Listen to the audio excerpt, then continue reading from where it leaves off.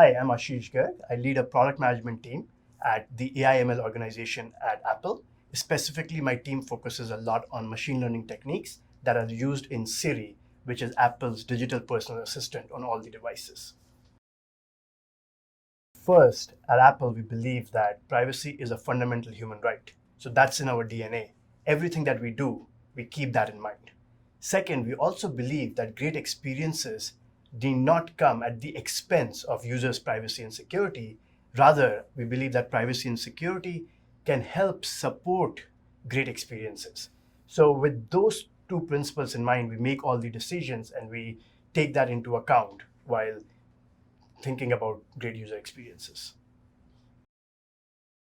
At a very high level, privacy preserving machine learning means introducing privacy at every layer of the machine learning process, right from training a model to inference to the disclosure, both in centralized as well as distributed settings. So there have been a lot of advances in this area and a lot of the different techniques such as secure multi-party computation, secure enclaves, federated learning, as well as differential privacy. Actually, let me mention one of my favorite ones, which is Face ID. So Face ID is a feature that lets you unlock your iPhone or an iPad Pro by just glancing at it. So it's really, really powerful. In fact, it goes even ahead. So it can also help you authorize payments on iTunes, on App Store, and things like that by just looking at your phone. So basically, Face ID is your unique password. Your face becomes your unique password for all purposes on using your device.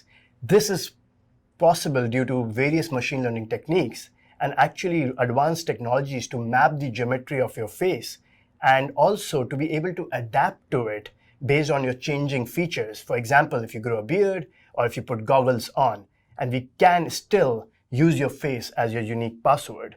And all of this, all of the Face ID data never leaves your device. It never goes up to the iCloud or any other cloud storage. And that is the power that you can still have such a unique feature and such an exciting feature for millions of users without compromising on privacy. Hi, I'm Abhishek Bhaumik. I lead the ML privacy team in AI/ML at Apple. We primarily focus on privacy-preserving machine learning techniques like differential privacy, cryptography, and private federated learning. So we build privacy safeguards into your devices. Your personal data should be protected and should never be shared without your explicit permission. We use encryption, on-device intelligence, and other tools to make sure that you can share the data on your terms. In addition, we also have invested in techniques like differential privacy that lets us learn about the entire population without compromising individual user privacy.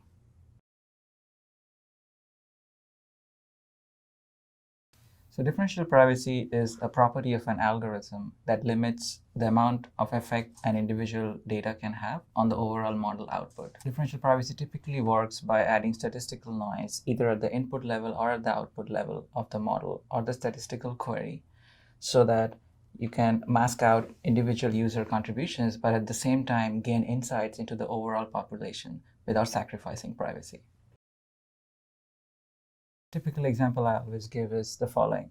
Let's say I want to figure out the average amount of money you have in your pocket for everyone who's taking this course. Now, one way to do that is to go and ask everyone how much money they have in their pocket. I collect that information and take an average. So that would work, but it's not very privacy friendly because people may not be comfortable sharing the information with me. The way differential privacy solves this problem is as follows. So let's say I go and ask you how much money you have in your pocket. You look at your actual number, you pick a random number between minus 100 and plus 100 and add it to your true number. And the sum is what you report back to me. So let's say you had $20 in your pocket, but the random number you picked was minus 50. So you say 20 minus 50, which is minus 30, and you say that you have minus $30 in your pocket and tell that to me.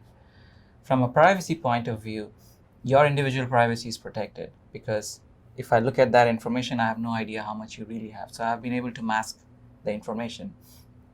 But you might be wondering, how does it help me who's gathering the statistics?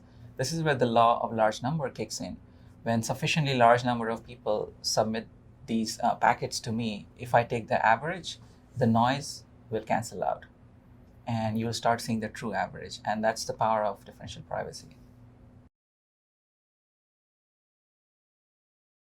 So apart from statistical use cases, we have also explored the use of differential privacy in distributed learning, and specifically private federated learning. And the way that works is, suppose you want to train a model on the server. One way to do that would be to get all the data from the devices back to the server, but that's not very privacy friendly. Instead, the way private federated learning works is we send the model from the server back to the devices, and devices would then train models on their user data and only send back privatized model updates to the server. The server would then aggregate these updates and make an informed decision of the overall model on the server. And that finishes one big round of distributed learning.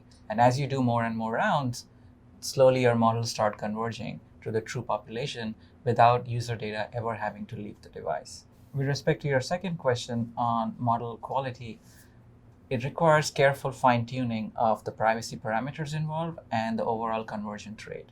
So if you increase the level of privacy, the models would converge a bit slower and vice versa. So differential privacy is a practical way that helps us reaffirm our belief that great user experiences can happen not at the cost of your privacy, but in fact, they can support them. And differential privacy can have lots of applications in sectors like health and finance, where you have lots of sensitive data involved. And the way it would be useful is data analysts could still gain insights from the sensitive data in the databases and yet have strong levels of privacy guarantees as provided by differential privacy. Differential privacy has been deployed in both macOS and iOS devices at Apple, and we have been using it in several use cases. For example, we use differential privacy in the QuickType and emoji suggestions on the keyboard. And the way it helps us is we get to learn popular new words or emojis that people are typing on the keyboard that helps us design better user experiences for you. Additionally, we also use differential privacy to collect popular health data types people engage with in the health app, and also frequent web domains that cause performance issues on Safari. This then lets us work with developers closely, so then we can give you a much smoother user experience without compromising your privacy. In addition to the first-party applications that Ashish talked about, we also empower our developers to integrate machine learning models directly into their app on device using frameworks like CoreML and CreateML. This helps them provide much richer user experiences by analyzing user sentiment, classify scenes, recognize handwriting, and many more things without putting your individual privacy at risk and without your data ever leaving the device.